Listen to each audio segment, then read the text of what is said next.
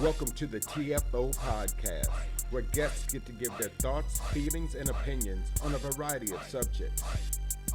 This podcast is hosted by your very own Stacy Cook, and as always, sponsored by Fool's Guide Life Coaching. Follow me on all social media platforms. So give it up for our guest today.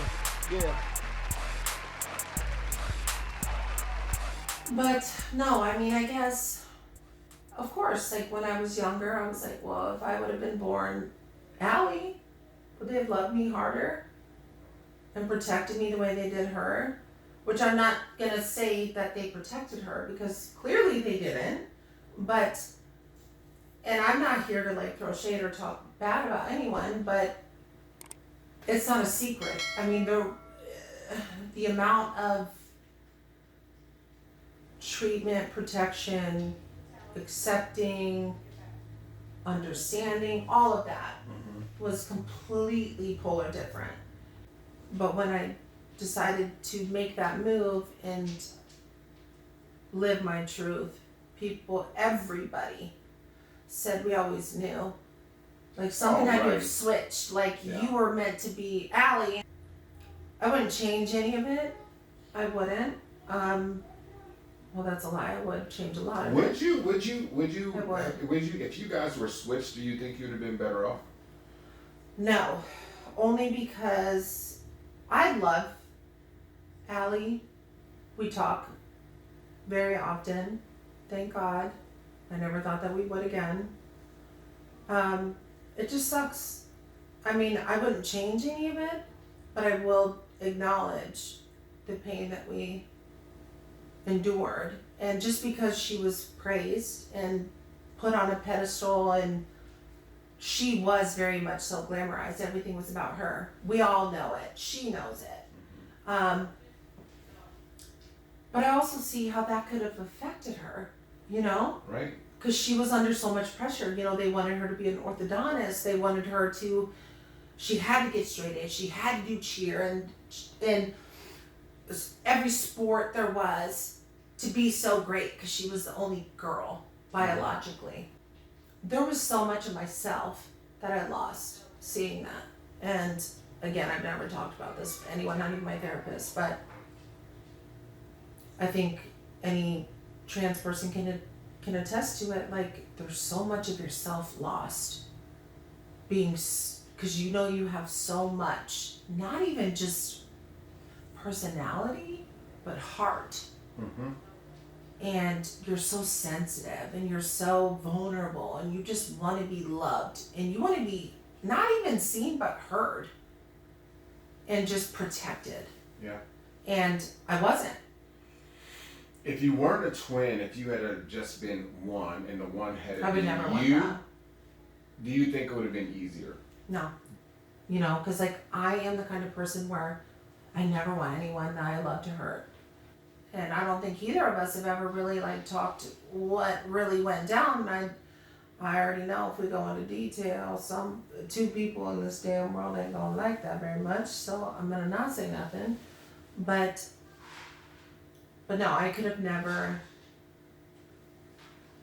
gotten through without her.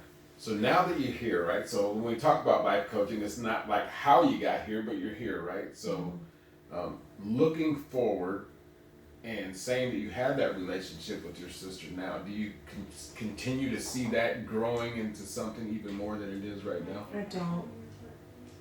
And it's unfortunate.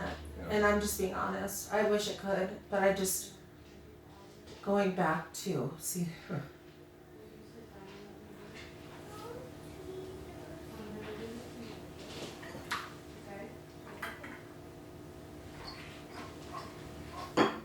as much as I wish it could, I know. I've never talked about Allie. Like, never. I just have never talked about her, not even with her. I know I need to, but, no. Like, I guess the hard no is a little aggressive. As much as I want it to, this is what reality is, and sometimes it is hard for me to see that. There's no way that our relationship can grow as strong as it was because there's because we were separated for so long. Right. Like we were 16 years old when we moved out of our homes and we're separated. We were separated at the time that we needed each other the most. And I will say, like, for a long time I was mad at her because I felt like she abandoned me. But the older I've gotten, I've realized, like, no, she didn't abandon me. She was dealing with that the only way she knew how. Right. And that's okay. But I was so angry for so long because I'm like, she left me. And when all I ever did was protect her. Nothing I have right now to this day has been handed to me. Nothing. I have fallen flat on my ass so many times, but I, myself, rebuilt my life. I have my own house. I have cars. Not that that matters. The materialistic stuff doesn't matter. I never thought I would ever be able to rebuild that financial, like, net worth life that I did. I did. Now you're rolling. I'm good. I'm chilling. Yeah. But at the same, it wasn't easy. Right. It still isn't easy. Like, especially, going back to, like, transitioning and stuff, it's not cheap. Insurance doesn't cover now $1.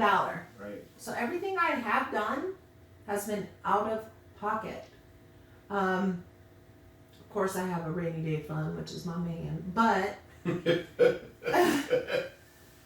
I don't ever, like, ask, because, like, the way I think, the way I am is, like, I just got to do it, figure it out on my own.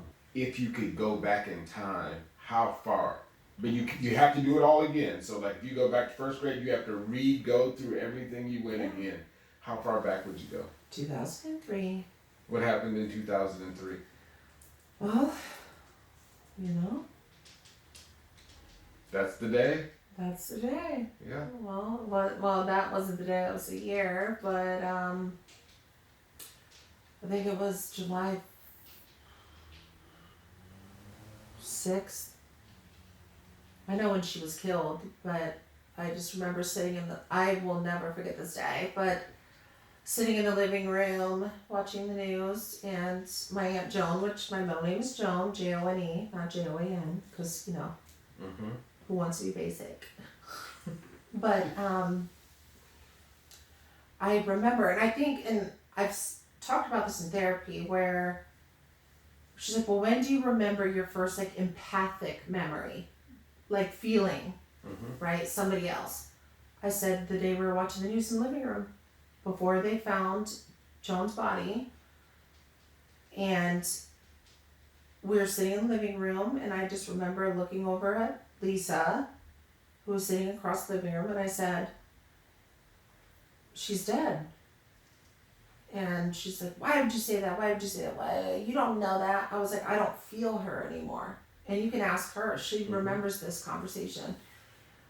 And she's like, how do you know that? And I was 8 years old. Like, what the hell do I know? But I remember just not feeling her and feeling like something was terribly wrong. And that's a feeling that when you feel it, you'll never forget it. And I just said, she's dead. I don't feel her anymore. At the time, I said, Mom, she's dead. And sure enough, 4 days after that, that's when the investigators went to Master Cuts, where Lisa was managing the salon, and told her. Yeah, so we'll put the link to the story in the podcast, so if people want to read more about that story. Oh, yeah, because it's still unsolved 19 years later. Yeah, that's craziness. So let's close. You got any other topic you want to hit on before we wrap this one up? No, thank you for having me. Ain't no problem. I'd love you to come back. We'll see if we can get on some. Maybe some next more time, no topics. sunglasses. Or different sunglasses. I don't know. Just No, these are my favorite. You wear whatever you want to wear.